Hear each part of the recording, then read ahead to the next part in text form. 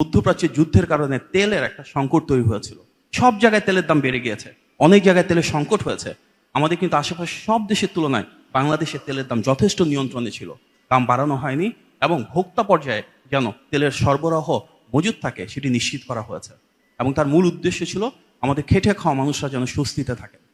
কিছুদিন আগে আমাদের গ্যাস নিয়ে কিছুটা সমস্যা ছিল এবং তার কারণ জানি যে একটা এফএসআরইউ নষ্ট ছিল।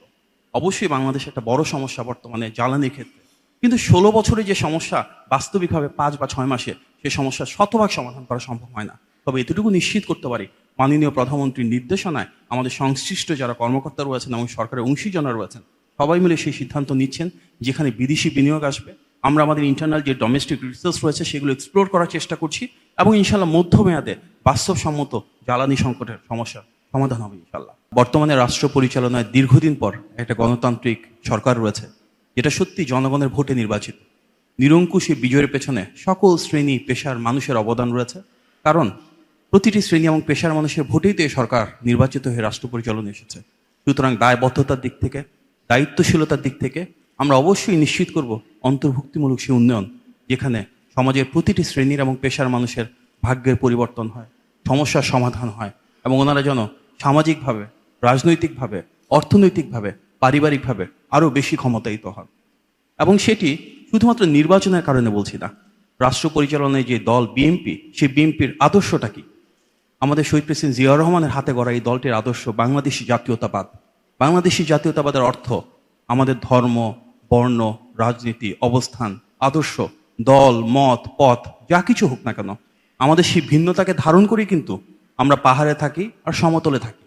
আমরা শতভাগ সক্ষম হই কিংবা অক্ষম হই, আমরা সবাই মিলিত বাংলাদেশ।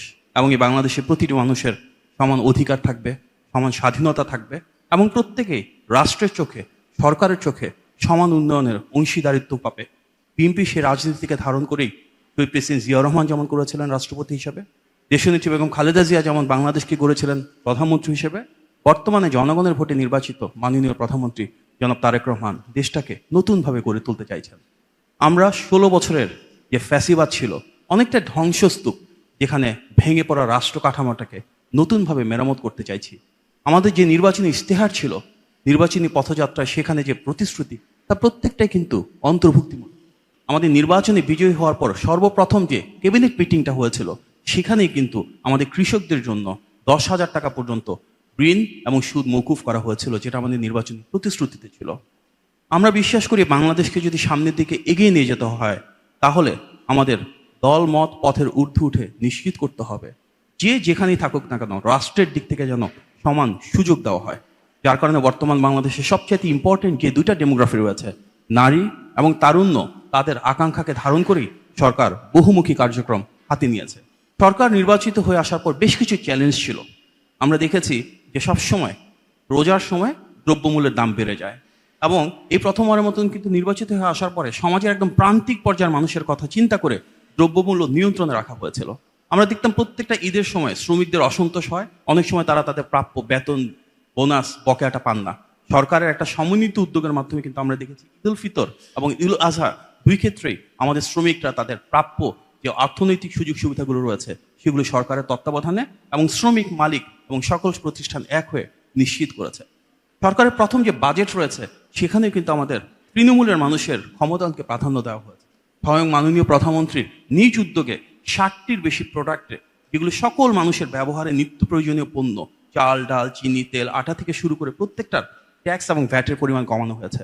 যার কারণে দীর্ঘদিন পর বাজেট দেওয়া হয়েছে, কিন্তু কোনো সিন্ডিকেটের মাধ্যমে কৃত্রিমভাবে দ্রব্যমূল্য বাড়ানো হয় নাই। আমরা সামনের দিনগুলোতে চাই আরও বেশি বিনিয়োগ আসুক।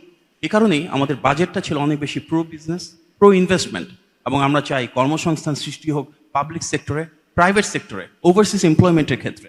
যে শিক্ষা ব্যবস্থা আমরা পেয়েছি সেটা অনেকটাই ভেঙে পড়া রাষ্ট্র কাঠামোর প্রতিফলন। এখানে আমাদের যারা শিক্ষার্থী বের হচ্ছিল তাদের মাঝে যোগ্যতা এবং দক্ষতা যথেষ্ট ঘাটতি ছিল। মাননীয় প্রধানমন্ত্রী এমন একটা শিক্ষা ব্যবস্থা বিনির্মাণ করতে চান যেখানে আমরা একদিকে সুনাগরিক হিসেবে গড়ে তুলব, পারিবারিক শিক্ষা, সামাজিক মূল্যবোধ আমাদের শিক্ষার্থীদের ভিতর সঞ্চারিত করব, একই সাথে তাদেরকে কিভাবে স্কিলস এবং ক্যাপাসিটি ডেভেলপ তৈরি করা যায়, কিভাবে তাদেরকে রিয়েল ওয়ার্ল্ডে এমপ্লয়মেন্টের জন্য এবং উদ্যোক্তা হিসেবে গড়ে তোলার জন্য প্রয়োজনীয় দক্ষতা এবং যোগ্যতা তৈরি করা যায়, সেগুলো নিয়েও কাজ করব।